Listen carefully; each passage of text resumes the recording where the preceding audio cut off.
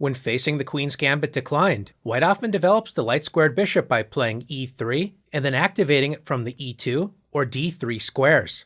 A popular alternative to this classical plan is activating the light-squared bishop on the long light-squared diagonal by playing g3, turning the game into the positionally rich Catalan opening. Let's see how we reach the Catalan from the starting position. After the opening moves d4 and d5, both sides controlling a fair share of the center, white turns the game into the ambitious queen's gambit with c4, attacking black's central stronghold on d5.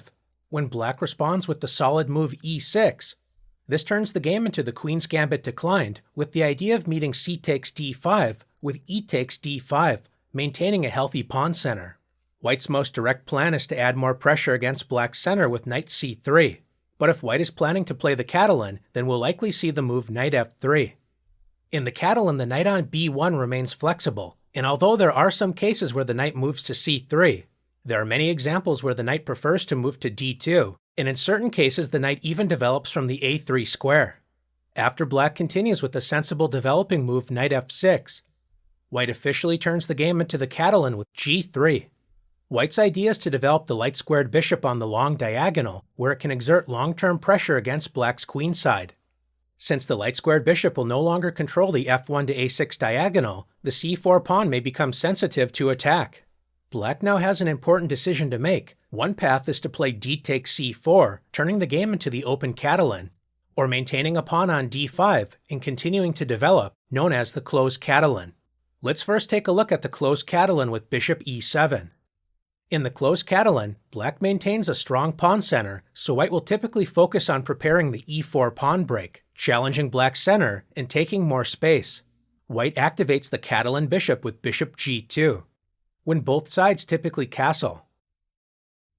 As is the case in most positions for black in the queen's gambit declined, the price to pay for this rock-solid setup based upon e6 is that the light-squared bishop is restricted. Black will usually solve this by playing b6, intending bishop b7, and in some cases, bishop a6.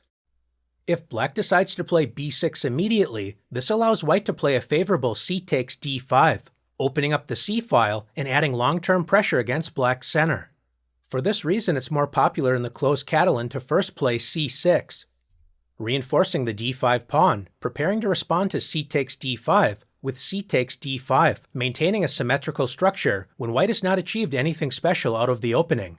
A flexible and thematic developing move in the Catalan to keep in mind is queen c2, activating the queen on the b1 to h7 diagonal, pointing directly at the center, as well as black's kingside. The queen also supports the c4 pawn, as well as clearing the d1 square for white's rook, which is often useful to help support the center, as well as align with the enemy queen. At this point, black can play b6 immediately, or first develop the other knight with knight b to d7. At this point, you have no shortage of ideas to explore, including rook d1, bishop f4, as well as b3, which may prepare a queenside fianchetto, but it also protects c4, so white can play knight c3 without giving up protection of the c4 pawn. In addition to all of these interesting options, a straightforward continuation for white is knight b to d2, adding more support to the c4 pawn, and most importantly preparing the thematic e4 pawn break. A common continuation is b6. Preparing to develop the light-squared bishop, white does not hesitate to strike in the center and plays e4.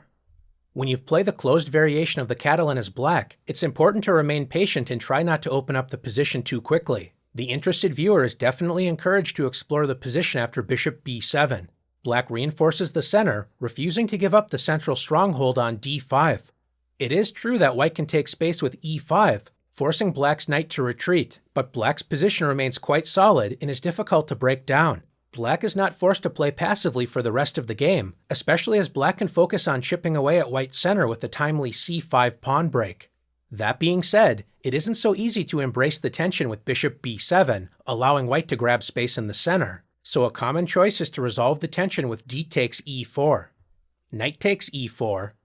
If black plays knight takes e4, this allows queen takes e4, centralizing the queen, where it adds pressure against both black's kingside as well as queenside. Instead of capturing the knight, black can focus on development with bishop b7. In the closed variation, a general plan of development for black is to play bishop b7, followed by rook c8, preparing a timely c5 pawn break. White can anticipate this possibility by playing rook d1, supporting the center as well as aligning with the enemy queen. In response to rook d1, it's a good idea for black to move the queen away from the d-file, and since queen c7 runs into bishop f4, queen c8 is a passive but solid choice, allowing black to prepare the eventual c5 pawn break without having to worry about exposing the queen on the d-file. Instead of following this patient approach, it may feel tempting to try and open up the position immediately with c5, attacking white's center and revealing the light-squared bishop's pressure against the knight on e4. White's gradual pressure can turn into dangerous attacking play if black tries to open the position up too early, as is the case here, starting with knight takes f6 check. This is a very unpleasant capture to meet, as the natural knight takes f6 allows white to win a pawn with d takes c5, discovering the rook's attack against the enemy queen. Capturing with g takes f6 would significantly compromise black's castled kingside, and if black plays bishop takes f6, a typical tactical signal in the Catalan is the loose bishop on b7 aligned with white's bishop on g2. We can combine this signal with white's queen pointing at h7, which is only protected by the king, thanks to removing the knight on f6. This allows white to play the instructive knight g5, threatening queen takes h7 checkmate, as well as exposing the light-squared bishop's attack against its counterpart on b7. After the forcing sequence bishop takes g5, bishop takes b7, white's Catalan bishop has come to life, dominating the light squares, as well as attacking the rook on a8. After rook b8, not only can white play the attractive bishop e4, creating a strong queen-bishop battery pointing directly at h7, white can also play the clever d takes c5, capturing a pawn and pinning the d7 knight to black's queen. Since the queen is protecting the knight on d7, bishop takes g5 would overwhelm the queen. So one possible attempt for black is to play rook takes b7, adding another defender to the knight on d7, but unfortunately this walks into a pawn fork with c6, forking the rook and knight. So after rook c7, white can play the instructive sequence rook takes d7, rook takes d7, when white can highlight black's overworked queen with bishop takes g5, queen takes g5, c takes d7. After the smoke clears, white is up a pawn, enjoying a dangerous advance past pawn on d7. White will complete development with rook d1, when black has a very unpleasant position to try and defend. Although these tactics may be specific to the position, it's a common theme that white can translate the early positional pressure out of the opening into long-lasting endgame grinds. Before we take a look at the open Catalan when black plays d takes c4 on the fourth move, it's important to note that from the closed Catalan move order, instead of continuing with c6, reinforcing the center, black can still open the position with d takes c4. This is considered a solid, reliable choice, so it's no coincidence this is a popular option for black at Grandmaster level. In response to d takes c4, white has several interesting choices to consider, including the relatively popular sideline knight e5, attacking the c4 pawn and opening up the light-squared bishop. White sometimes decides to develop the knight on b1 to c3, and even in some cases to a3, preparing to capture the c4 pawn, but also inviting black to play the interesting capture bishop takes a3, doubling and isolating white's pawns on the a-file, as well as challenging white to find a way to regain the pawn on c4. These are all interesting options to explore, but the absolute main line for white is the sensible queen c2, attacking c4 and eyeing black's kingside. We could spend an entire video discussing the ins and outs of this variation, but a popular line debated at Grandmaster level is a6. Black's idea is that if white plays queen takes c4, a respectable option within itself, then b5 is a way to gain active counterplay.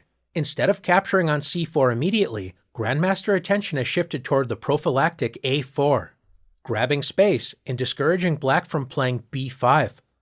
One interesting option for black is to play knight c6, adding more pressure against white's center. But another interesting choice is focusing on activating the light-squared bishop with bishop d7. When after white regains the pawn with queen takes c4, black is able to contest the long light-square diagonal with bishop c6. Black's light-squared bishop is found in active post, but white can still post challenges to black with bishop f4 or bishop g5, moves that you can find in countless Grandmaster games. It's worth noting that white should develop the dark squared bishop before playing the natural knight c3, preparing to help support a future e4. Since white's bishop is still on c1, the rooks are not connected on the first rank, so black can take over the initiative with b5, grabbing space on the queen side. After the queen moves, black will invade white's queen side with b4, gaining even more time by attacking the knight on c3. The point is, if white plays a takes b5, this actually loses material to a takes b5, attacking the queen and revealing the rook's attack against the rook on a1, so white is losing material as the position collapses. The closed Catalan with bishop e7 is a solid, reliable choice, but if black wants to immediately challenge white, seeking active play in the process, then black may prefer d takes c4. Turning the game into the open Catalan, black captures the c4 pawn, opening up the d-file, revealing the queen's pressure against white's center. The queen's pressure against the center may be supported by a future c5, knight c6, or even both moves combined. One potential drawback to this active approach is that it helps open up the long light-squared diagonal for white's light-squared bishop, and it also removes a pawn from the center, allowing white to often grab more space with e4. If white is worried about regaining the pawn immediately, it's possible to play queen a4 check, attacking the king and c4 pawn at the same time. This is not considered the most challenging line, as black should be able to equalize after knight b to d7. Queen takes c4. The main idea is that black can play a6, preparing b5. Since a4 does not prevent black from playing b5, based upon the same sort of tactic we just explored, play typically continues with bishop g2, developing the bishop on the long diagonal, when after b5, queen c2, black is able to counter white's control of the long light-square diagonal with bishop b7. In some cases, black can even play bishop e4, gaining another tempo against the queen. In the open Catalan, if black is able to achieve a favorable c5 break without making any serious concessions, then white should not be able to claim any advantage, and may even encounter some problems. After white castles, black is able to achieve a comfortable position out of the opening with c5, striking in the center with an active position, when white's opening has not been a success. Instead of regaining the pawn immediately with queen a4 check, white's most popular option is to continue to focus on development with bishop g2. The Catalan is a flexible opening, with both sides having a wide variety of setups available. The plan of activating the light-squared bishop with bishop d7 and bishop c6 remains a valid option to keep in mind. Another idea is to play knight c6 immediately, increasing the pressure against white's center. When white can either play queen a4, pinning the knight on c6, and preparing to regain the pawn on c4. Another option for white is to simply castle. This encourages black to play rook b8, preparing a quick b5, potentially turning white's play into a gambit by holding on to the c4 pawn. In this sort of position, white will claim compensation by playing a quick e4, taking over the center with active chances. Another option for black to consider is a6, possibly preparing a future b5. But as we're learning the Catalan, it's important to examine two direct challenges against this opening. The first question to explore is what happens if black tries to hold on to the c4 pawn with b5. This daring move challenges white to prove compensation for the pawn. Thankfully, white has plenty of positive resources to respond to this ambitious choice, otherwise the Catalan would not be an opening consistently played at the highest levels of chess. A serious drawback to b5 is it weakens the h1 to a8 diagonal. The discovered attack knight e5 does not win material immediately, as black can close the diagonal for the time being with knight d5. Instead, a good idea for white is to first focus on weakening black's pawn chain on the light squares with a4. Black does not want to capture the a-pawn when black's queenside pawn structure is a complete mess, allowing white to regain the lost material with a strong position. Supporting the b5 pawn with a6 does not work, as white can simply play a takes b5, pinning the a6 pawn to black's rook. If black decides to play b4, then white can play knight e5, attacking the c4 pawn, as well as revealing the bishop's attack against black's rook on a8. White will be able to regain the c4 pawn with a comfortable position. Another way to reinforce the b5 pawn is with c6. Now that white has provoked another pawn move, it's an excellent time to increase the pressure with knight e5. Suddenly both white's knight on e5, as well as light-squared bishop attack c6, so black sensibly tries to close the dangerous long light-squared diagonal with knight d5. Before continuing to actively pressure black's queenside structure, white takes a moment to castle the king to safety. It would be nice to develop the knight on b8, but it's currently protecting the c6 pawn, so a popular choice is to reinforce the c6 pawn with bishop b7. Now that the c6 pawn is protected, black can consider playing a move such as knight d7, challenging the active knight on e5. Former World Championship challenger, Grandmaster Boris Gelfand, shows us a positive way to challenge black's setup. He officially turns the position into a long-term gambit with b3. If black does nothing, white simply regains the material with a favorable position. So after c takes b3. Before capturing the b3 pawn, Gelfand first plays a takes b5. C takes b5. Black's last capture has opened up the long diagonal, pinning the knight on d5 to the bishop on b7. White continued with queen takes b3, regaining one of the pawns and attacking the unprotected b5 pawn. His opponent defended the b5 pawn with a6. Black will remain up a pawn for the time being, but white has a strong lead in development as well as a safe king. Black's king, on the other hand, remains stuck in the center and needs at least 2 moves to castle. When you have a lead in development, especially to compensate for material, it's important to open up the position, and white did exactly that with e4. Taking space in the center, gaining a tempo against the knight, and most importantly preparing to open up the center after knight f6. Continuing with the dynamic pawn thrust d5.